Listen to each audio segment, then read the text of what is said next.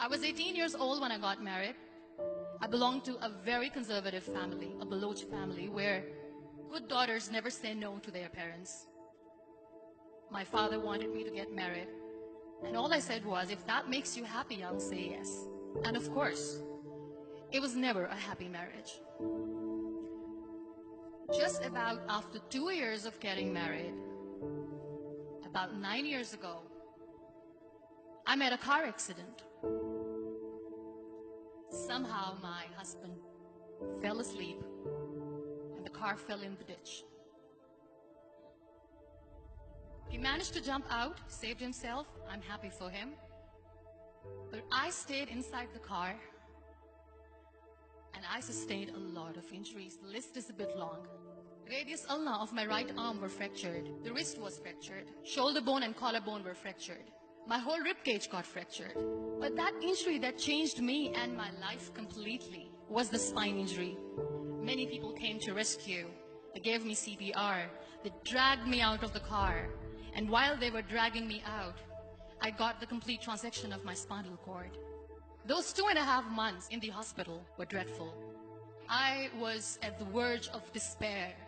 One day, doctor came to me and he said, well, I heard that you wanted to be an artist, but you ended up being a housewife. I have a bad news for you. You won't be able to paint again.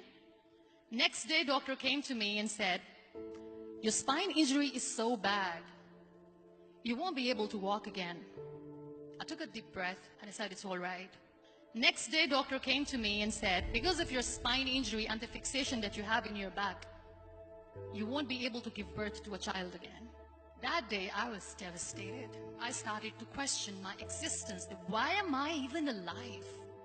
So what kept me going was, one day I asked my brothers, I know I have a deformed hand, but I'm tired of looking at these white walls in the hospital and wearing these white scrubs. Bring me some colors, bring me some small canvas. I want to paint. So the very first painting I made was on my deathbed, where I painted for the very first time. What an amazing therapy it was. Without uttering a single word, I could paint my heart out. I could share my story. People used to come and say, what lovely painting. So much color. Nobody could see the grief in it. Only I could.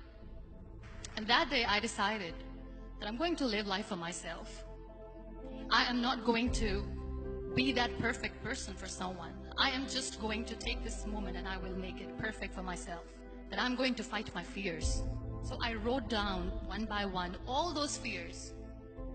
And I decided that I'm going to overcome these fears one at a time. You know what was my biggest fear? Divorce. But the day I decided that this is nothing but my fear, I liberated myself by setting him free. And I made myself emotionally so strong that the day I got the news that he's getting married, I sent him a text that I'm so happy for you and I wish you all the best. And he knows that I pray for him today. Number 2 was, I won't be able to be a mother again. And that was quite devastating for me. But then I realized there are so many children in the world, all they want is acceptance. So there is no point of crying, just go and adopt one. And that's what I did.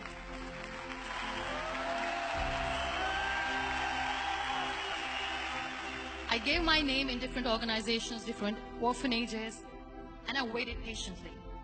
2 years later, I got this call from a very small city in Pakistan. I got a call and they said, are you Muniba Mazari? There is a baby boy and would you like to adopt? I could literally feel the labor pain. I said, yes, I am going to adopt him. I am coming to take him home. And that day, I was 2 days old, and today he's 6. You know, when you end up being on the wheelchair, what's the most painful thing? People think that they will not be accepted by the people because we, in the world of perfect people, are imperfects. So I decided to appear more in public. I started to paint. I have done a lot of modeling campaigns. I decided that I'm going to join the national TV of Pakistan as an anchor person. I became the National Goodwill Ambassador for UN Women Pakistan, and now I speak for the rights of women, children. I was featured in BBC 100 Women for 2015. I'm one of Forbes 30 under 30 for 2016. So when you accept yourself the way you are, the world recognizes you. It all starts from within. We have this amazing fantasy about life. This is how things should work. This is my plan. It should go as per my plan. If that doesn't happen, we give up. I never wanted to be on the wheelchair. Never thought of being on the wheelchair. This life is a test and a trial, and tests are never supposed to be easy. So when you are expecting ease from life, and life gives you lemons, then you make the lemonade, and then do not blame life for that.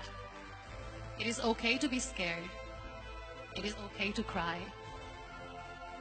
Everything is okay, but giving up should not be an option. They always say that failure is not an option.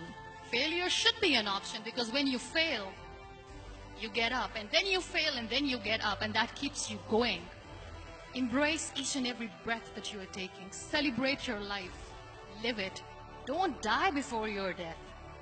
Real happiness lies in gratitude. So be grateful, be alive, and live every moment.